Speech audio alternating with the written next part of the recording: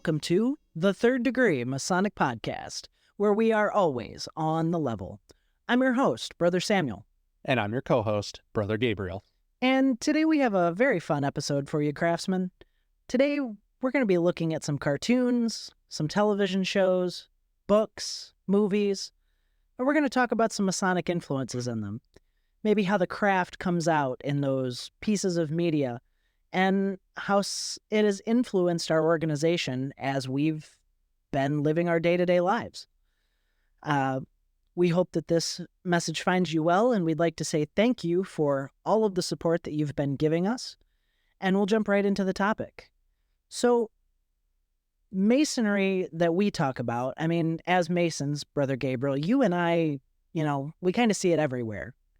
When we're driving about in the streets, doing our thing, we're looking for Masonic symbols everywhere we go. Mm-hmm. Lodge buildings, T-shirts, hoodies, license plates. That's another one. Finding emblems, metallic bumper magnets. I love Masons like Brother Murphy. He has every organization on the back of his car. I know what he's about immediately. I make sure I don't cut him off in traffic. I've seen Shriner ones where they're on the back of their taillights. So when their taillights or their brake lights go off, you can see the Shriner logo juxtaposed on it. I can only imagine how much something like that would cost. Anyway, but another fun place that I like to find Masonic influences is when I'm watching television. And it's kind of surprising over the years the amount of Masonic symbolism, both directly and indirectly, I see in these television shows. I was actually watching a reel of old cartoons while I was at work one night on YouTube, and the one that got me started in all of this was the Flintstones.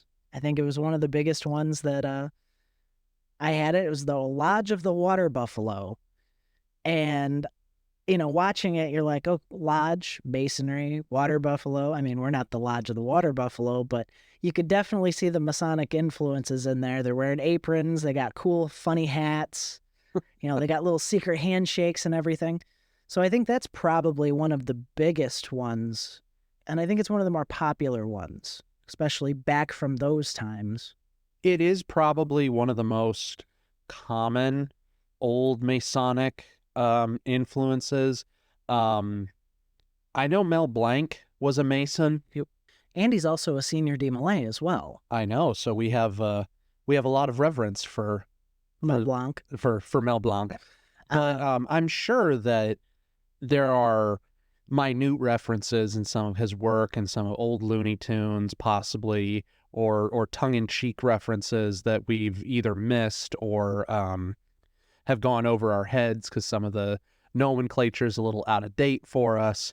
But the Flintstones episode is probably the one where people definitely point to, especially those of us in the fraternity, and go, there's something we connect with in media.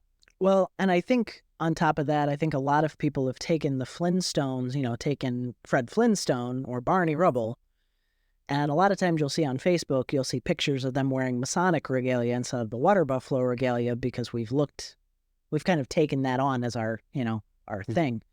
And it's kind of funny because if you know the Flintstones, I know that the Flintstones is quite a dated cartoon now, but I grew up watching old cartoons and old cartoon reruns. And Barney and Fred are kind of prime examples of like, let's say they were Masons, prime examples of the guys you might not expect are Masons, but are. It's almost interesting how it works like that because it's Fred Flintstone is not exactly someone you live your life by. Right.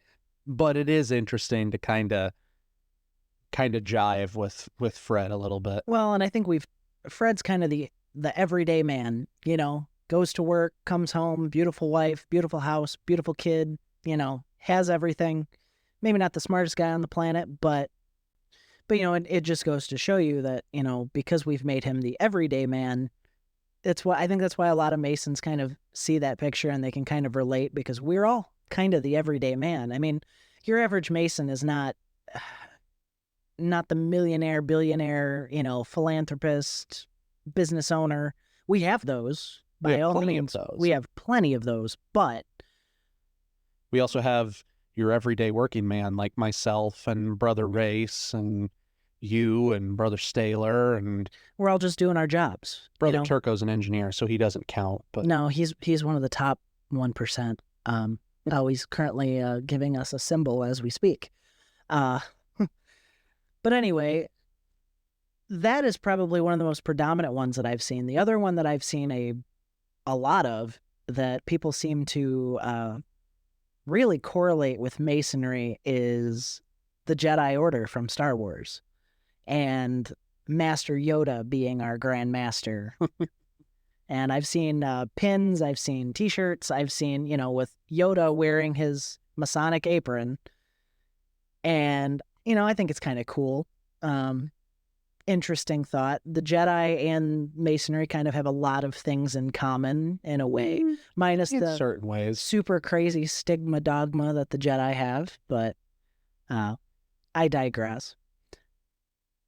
I'll tell you probably what the biggest thing that I've seen, though, in pop culture, and I've heard about it for years, but it's only recently that I actually watched the episode, is the Simpsons episode where Homer tries to join the Stonecutters. Mm-hmm. And I believe the episode is called Homer the Great. And I just watched this pretty recently because I had to get caught up for this episode. And for those of you that have not seen it, we will post it on Facebook because we don't want to hit any copyright problems. But I'm sure most of you have seen it. But Homer decides he wants to join the secret society known as the Stonecutters. And they are apparently a secret society that runs the world and decides everything. And it's really funny because it starts off, he wants to join, they won't let him join because he doesn't have anybody in his family that's a member, and they're just kind of giving him the runaround in a circle because they just don't want him to join. And then Grandpa Simpson is at the end of the table going, "I'm a stonecutter," and no one's listening to him. And finally he's like, "You're a stonecutter, Grandpa?" "Yeah, I'm a whole bunch of things. I'm a stonecutter, I'm a Mason, I'm a leader of the Communist Party, I'm somehow the leader of the LGBTQ, I'm somehow," he just starts throwing dues cards on the table. All the dues cards. Which I think is hysterical. I mean, the funniest part of that is that he says he's a Freemason when pulling out a dues card, and he's a stonecutter. And after that, he takes his grandpa to the Stonecutters meeting. It's like, "You have to let me in. My dad's a member. Let me in. And they're like, "Fine. Yeah, okay. We can't kick you out this time."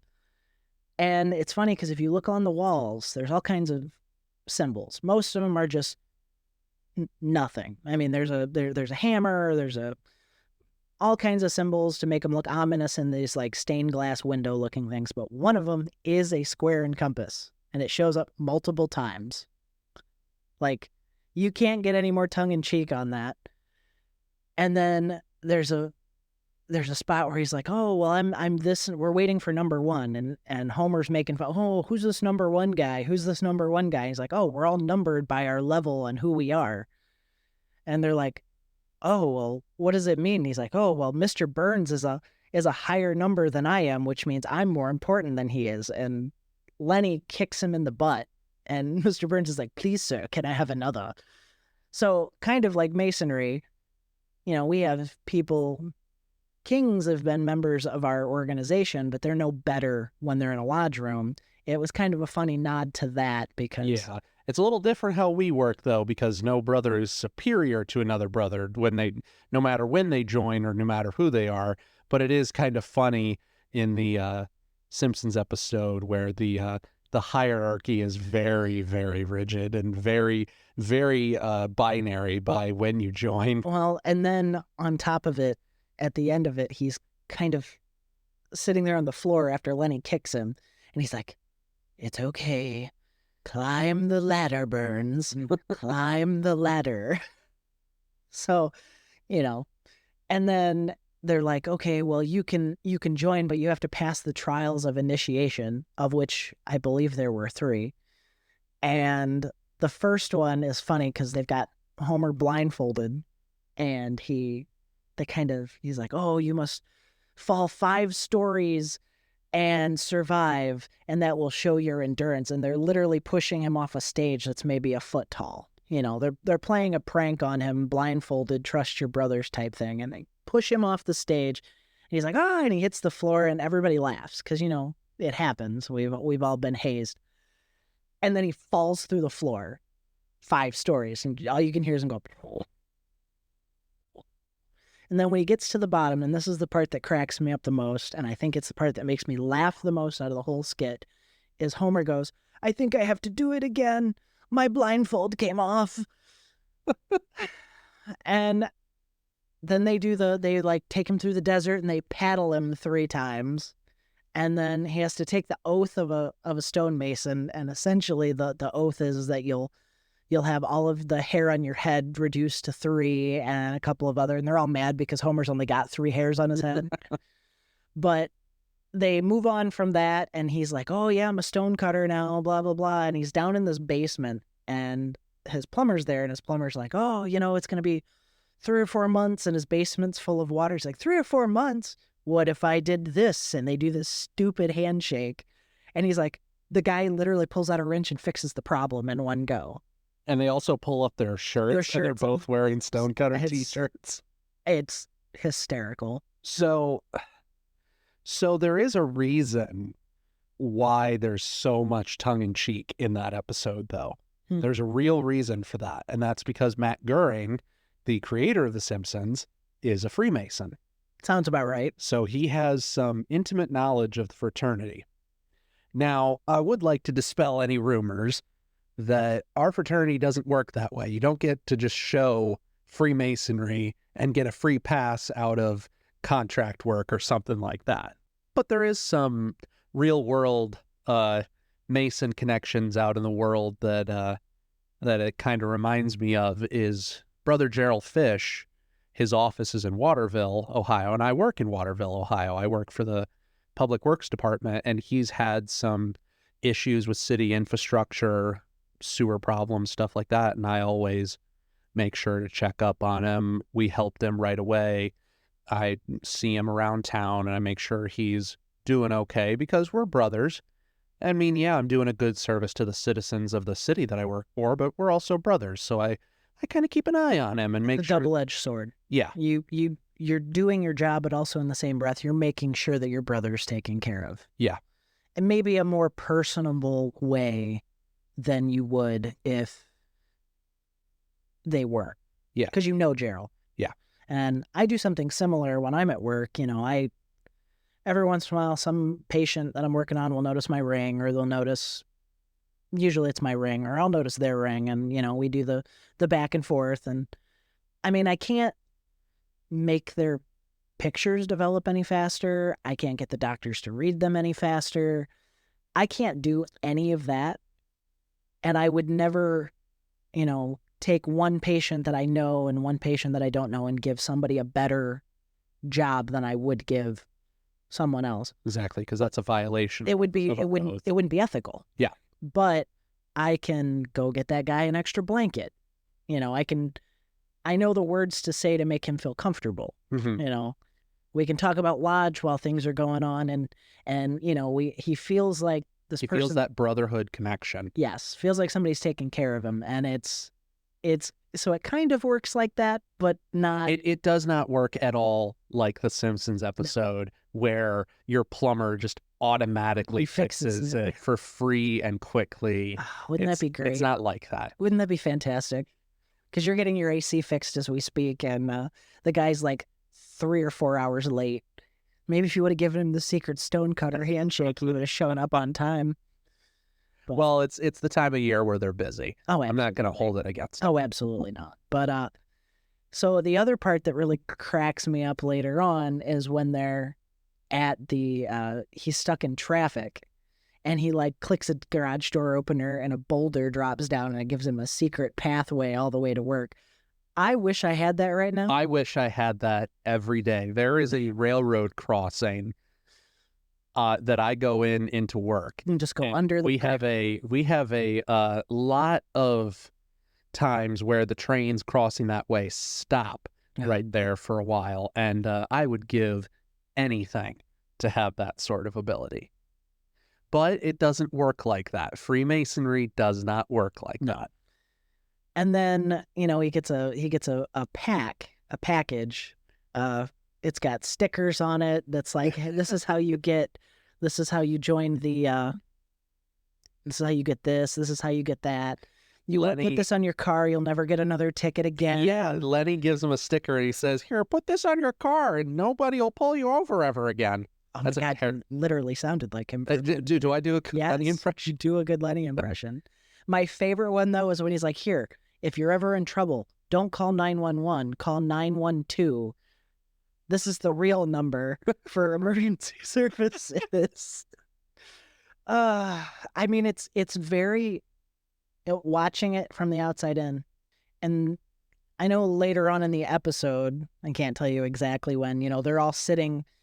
Marge gives Homer a message very similar to how some of our girlfriends and wives and fiancés give us messages where they're like, hey, you know who said you know what at you know what time, implying that there's a Stonecutters meeting.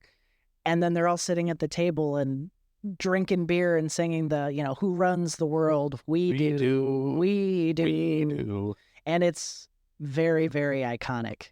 It's who controls the British pound? We do.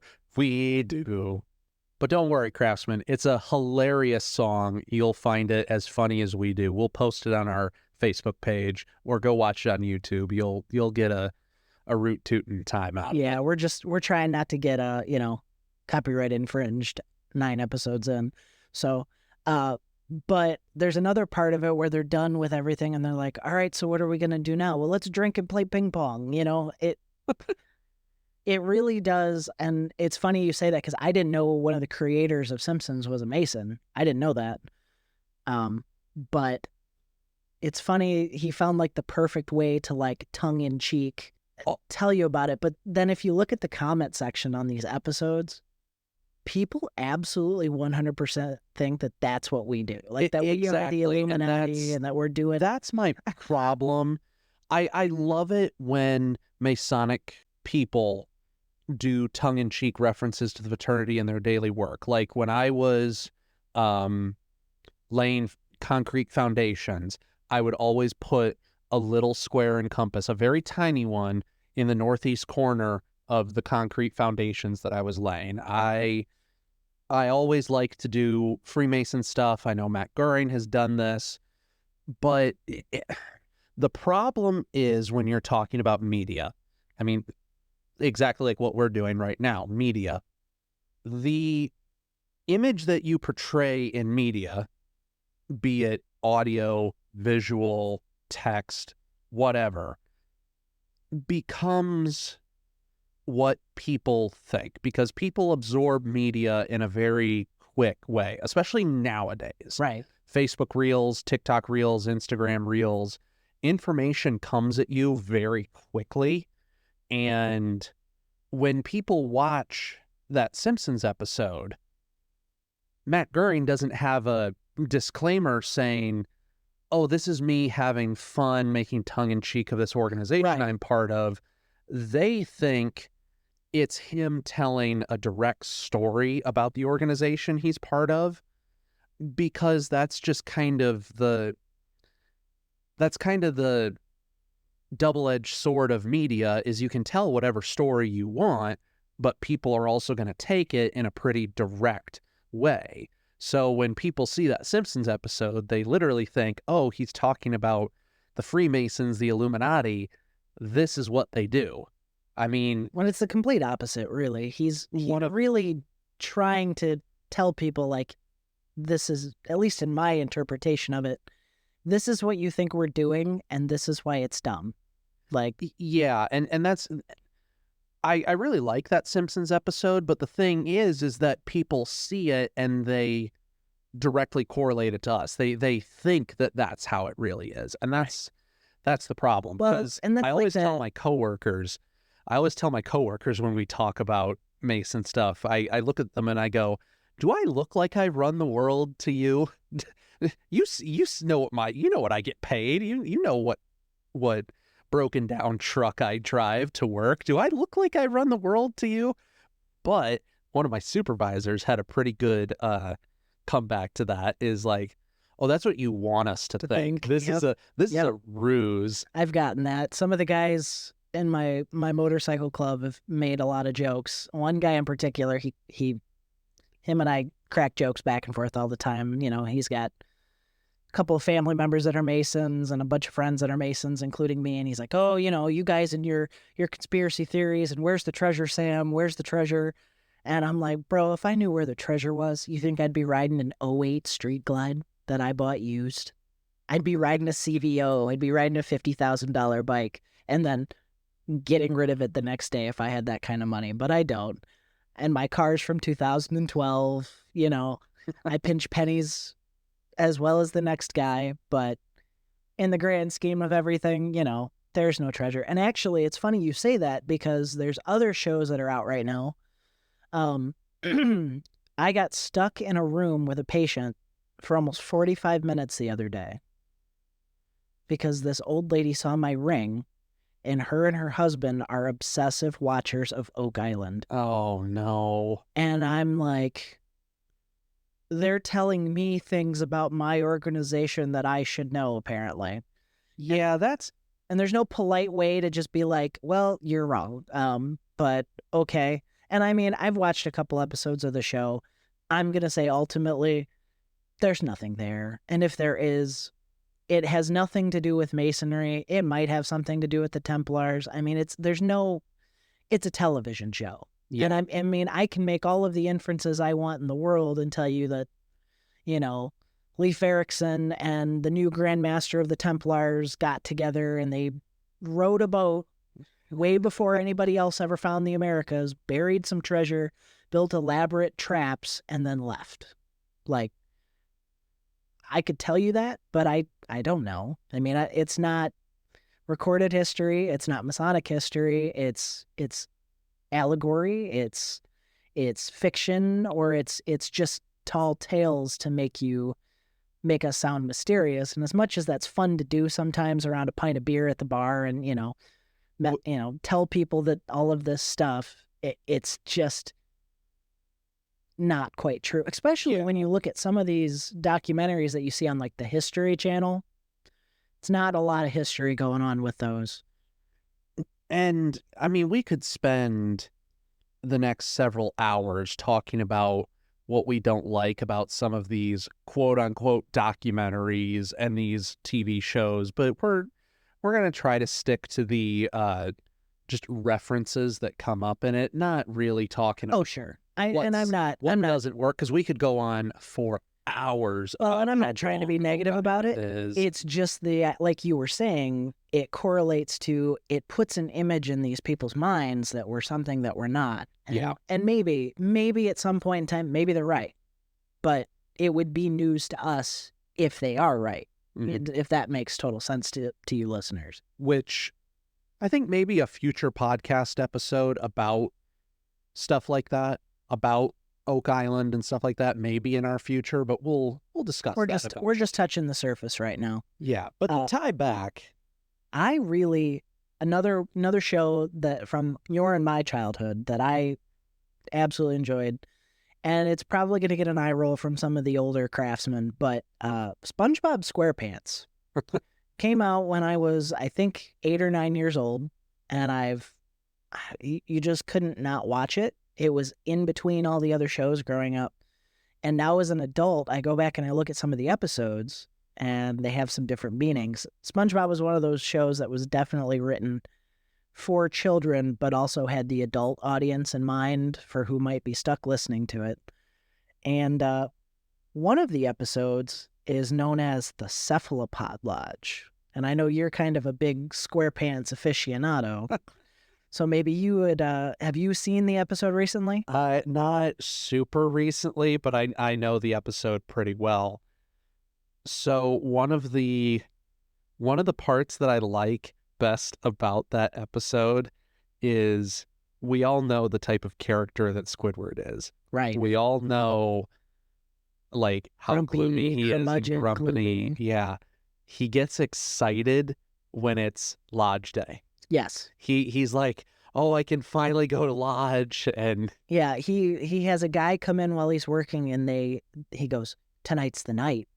And Squidward's like, "Yeah, yeah," he's all happy and excited, and Mr. Krabs and SpongeBob are they like do a special suction cup handshake. and he's like, SpongeBob and Mr. Krabs are like, "Why is Squidward always happy on the last Wednesday of the month?" or something like that. He's like unusually happy. So him and Patrick decide to follow him, and Squidward goes through all of, he's gets on a bus and he's looking around, and the bus drops him off in front of this ginormous pyramid. And, he gives the doorman a secret handshake that is absolutely insane.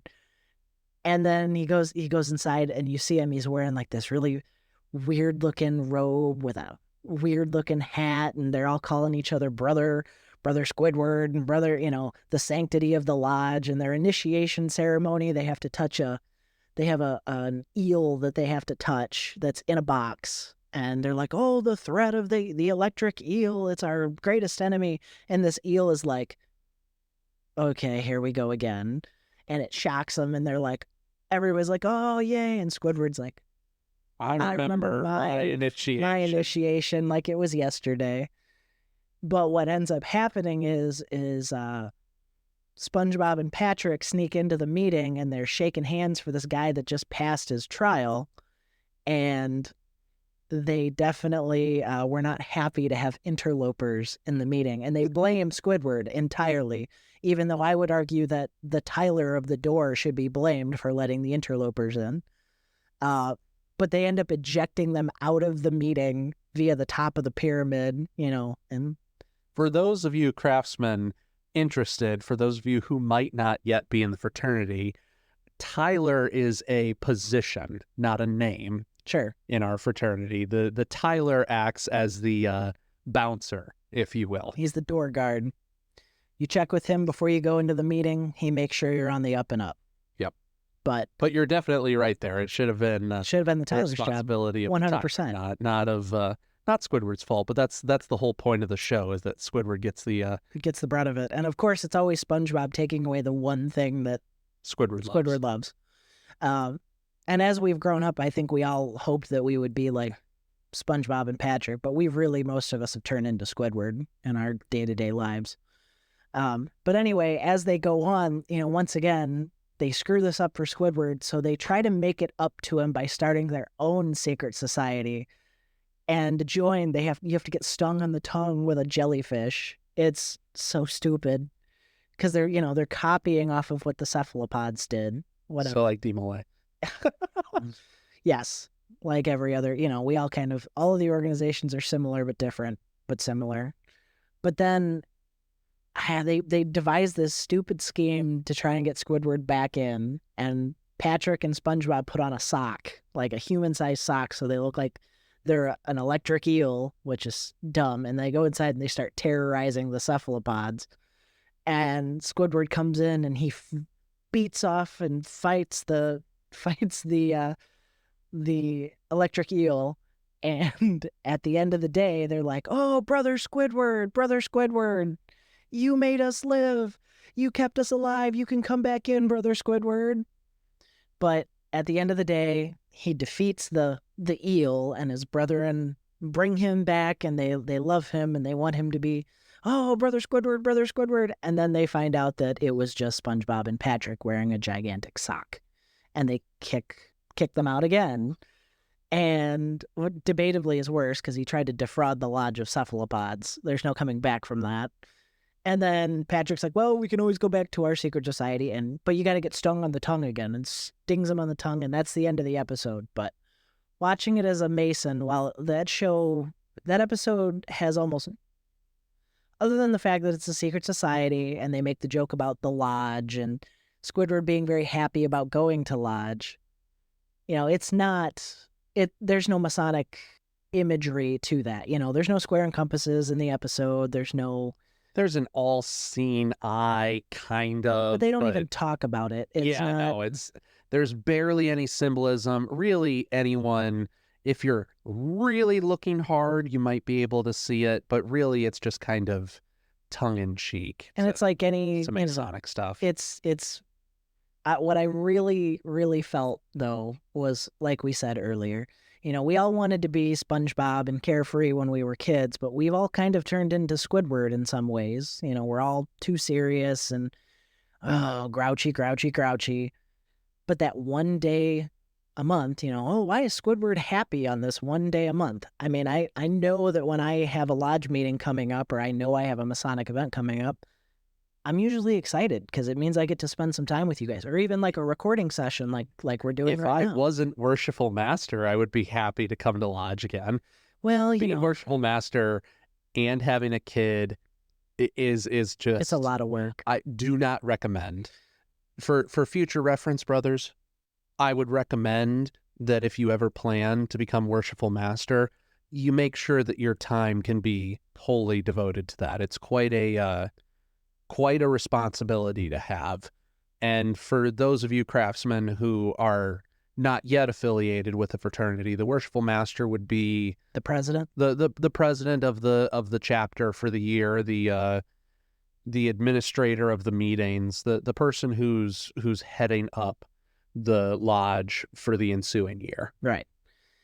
But yeah, I mean, it's just a lot of work, and it's just being, kind of going through our day-to-day lives and doing all the things that we do. But it's always so exciting knowing that I get to go to a meeting and see you guys, and what kind of shenanigans are we going to get into this time around. I feel Squidward on that, and I will tell you what, if somebody ruined that for me by sneaking into our meeting and I got the blame for it, I'd be pretty upset. I would too. So I guess I feel for that. But, we've talked a lot about cartoons. I'd like to move on to a different source of media. For those of you that don't know, there was a movie that came out many years ago. Many years ago. Yeah, many. I can't even think of it off the top of my head when it was. I was still a kid. In fact, I was still in D-Malay, and I didn't even notice things about it until it was kind of explained to me by our dad advisor. But I want to talk about a very fun movie, and honestly, it's one of my favorites, is National Treasure with Nicolas Cage. That movie came out, and it was a huge talking point for us D-Malays when somebody explained it and what was going on with it. And it looks like Brother Turco looked that up. It was 2004. So yeah, I was definitely in D-Malay, and we talked about it, and they talk about the Templars brought the treasure over from on the boat, and then the Masons took it, and the Masons hid it and with all their secrets, and Ben Franklin, and it sets up this whole tone. And the Declaration of Independence is actually like a map, a map that's a 3D, like one of our breakfast cereal hologram toys. Yeah, they should have got their Cinnamon Toast Crunch and just used it with that. But Nicolas Cage goes on an adventure to steal the Declaration of Independence so that way they can keep it out of the hands of the generic bad guys. He rolls... I had one of these. I had one of those fake roll-up Declaration of Independence things like that you'd get in the plastic tubes. And that's what he does in the movie, is how he steals it. He sticks it in one of the novelty plastic tubes from the gift shop. I forgot about that until right now. And then he complains about how much it cost in the gift shop for the novelty declaration. But, and if you have never seen this movie before, I feel like most people have, but if you have never seen this movie before, bite the bullet, pay the $9.99 a month to watch Disney Plus for a month and catch up on it.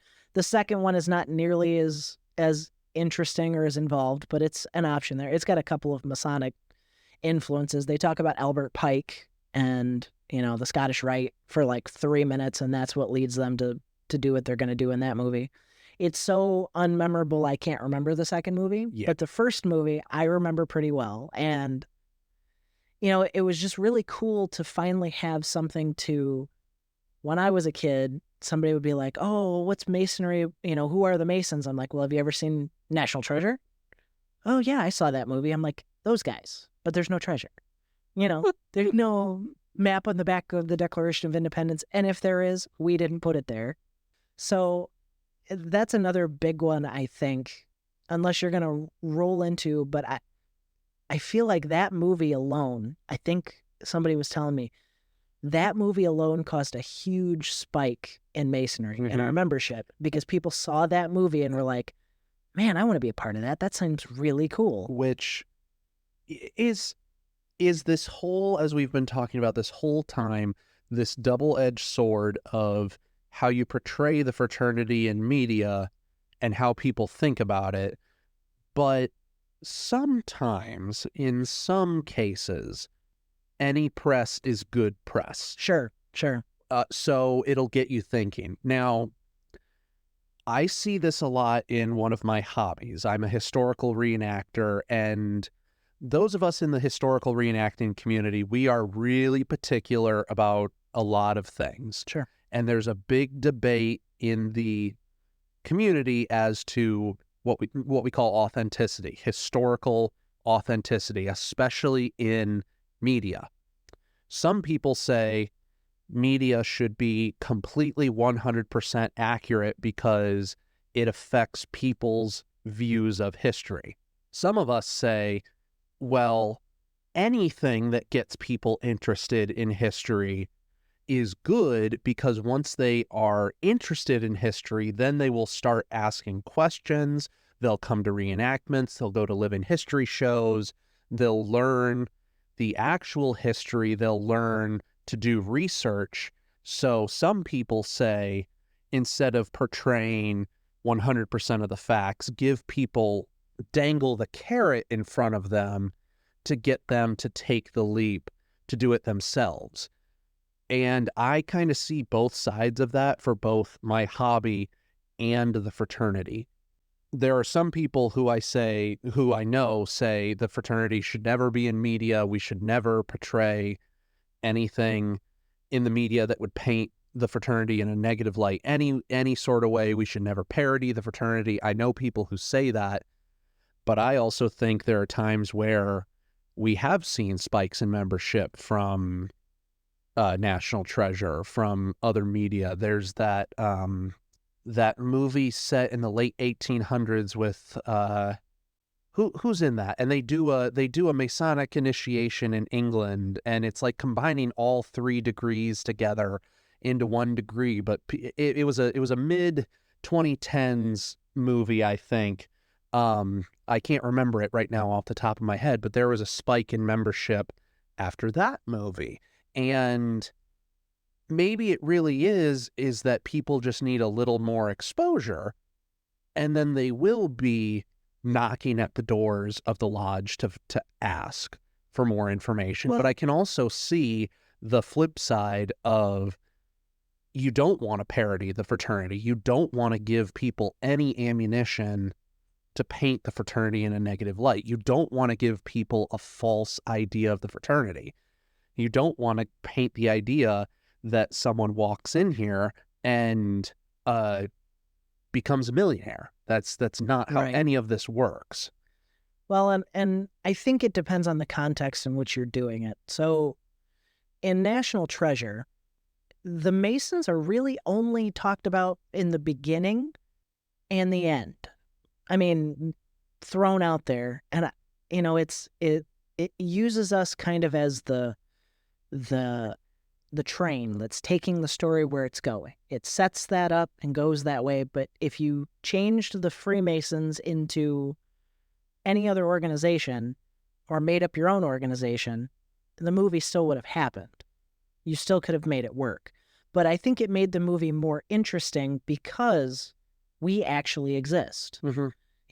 There are many, many prominent Freemasons, from that time, and it made way more sense to use something that existed to move the train along. Mm. And then at the end, I really enjoy the fact that, he's getting chased by this cop through the whole movie, Nicolas Cage's, and he's one step behind Nicolas Cage the whole movie.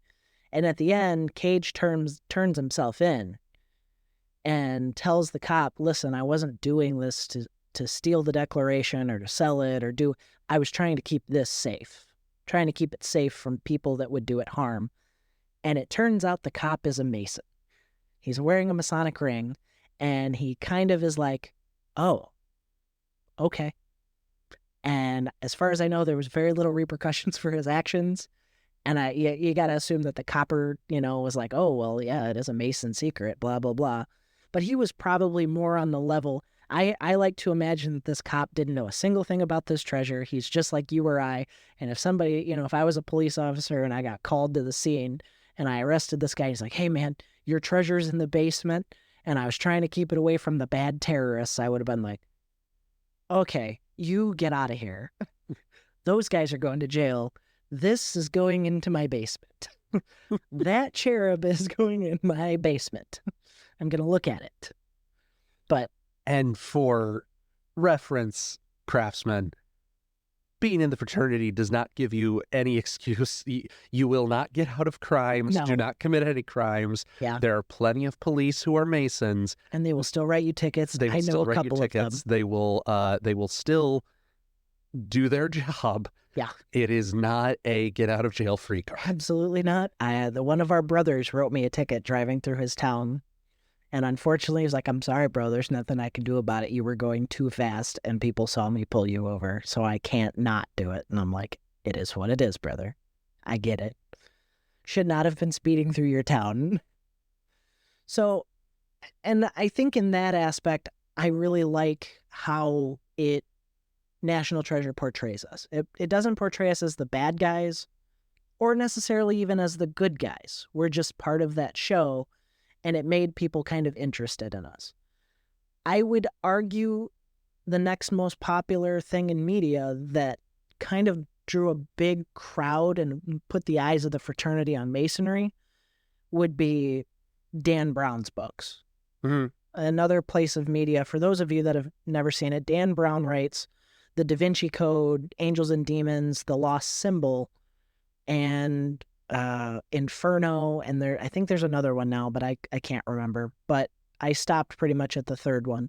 But the first one, the Da Vinci Code, is essentially looking for the Holy Grail, and there's a lot of Templar influences about how the Templars helped hide the treasure, and then there's a mixing of the secret societies where the Templars are also part of the Rosicrucians and this and that. There's a lot going on, but it was a very popular book, and it drew the eyes to the Templars, which then drew the eyes to Masonry.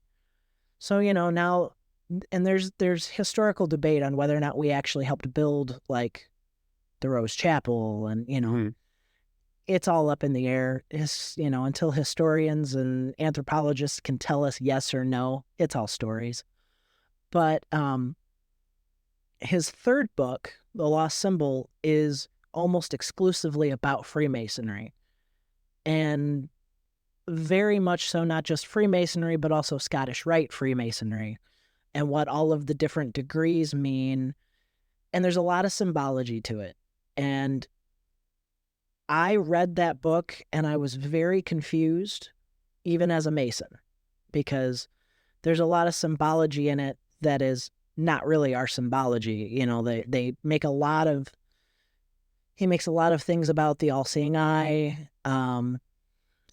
molecular gravity, like stuff like that. Like there's a lot of science mixed with the theology of Masonry, I guess you would say, the symbology.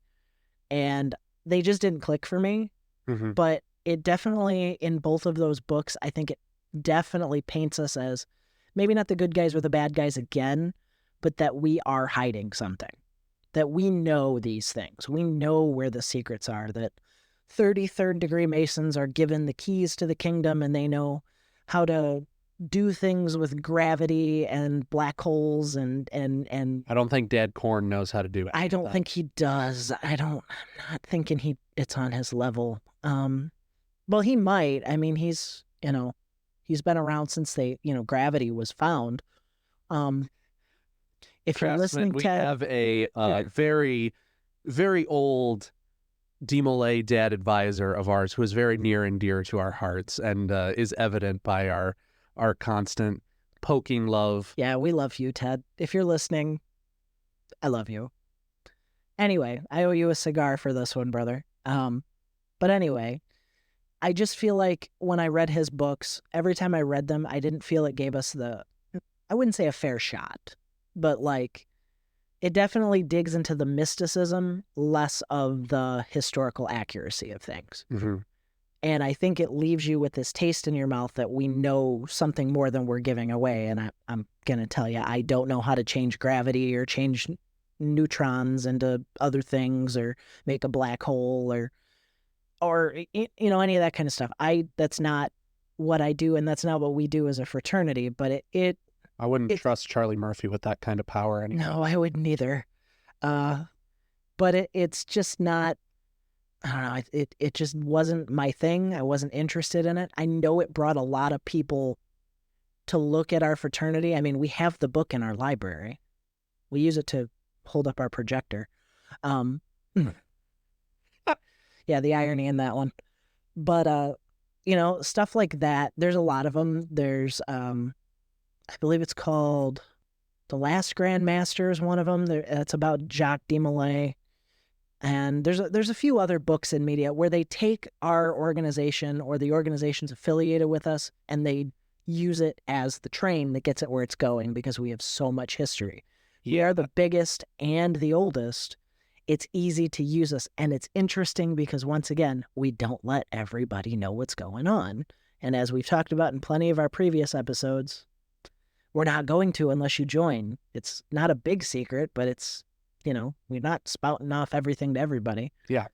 So I think like you said, it all kind of really depends in this media, how you want to look at it, how historically accurate you have to be, and how important is it to you that all of the facts are being told versus telling a really good story? Which I think at some point we could definitely do a podcast episode about some of the tangible versus speculation of Masonic history. I think that'd be an interesting thing we could go over because the farther back you go, the harder it is to actually piece it together in a concrete way.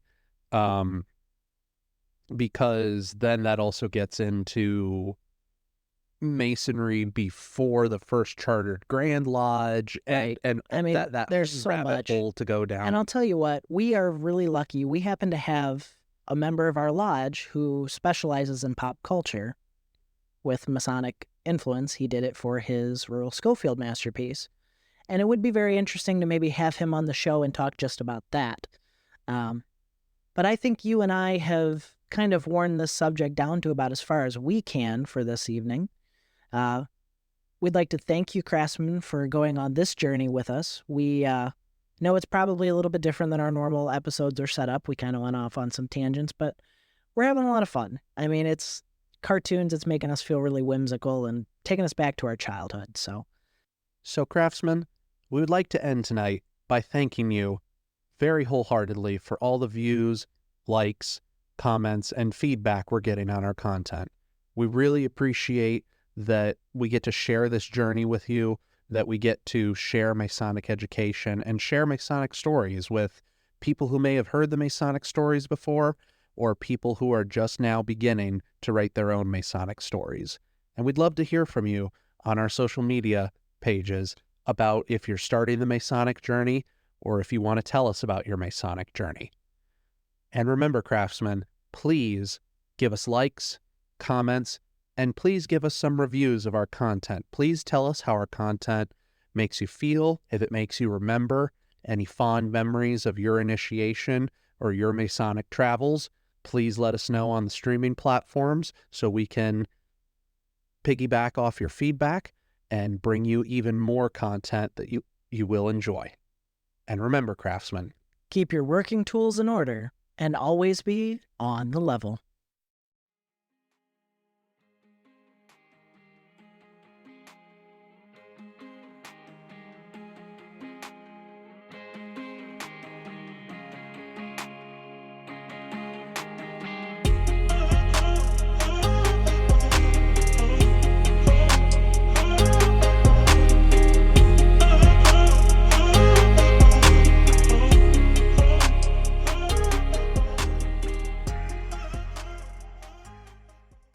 The views and opinions expressed on this podcast do not reflect those of the Grand Lodge of Ohio, its officers, or any of its jurisdictions. They only reflect those of the hosts or guests.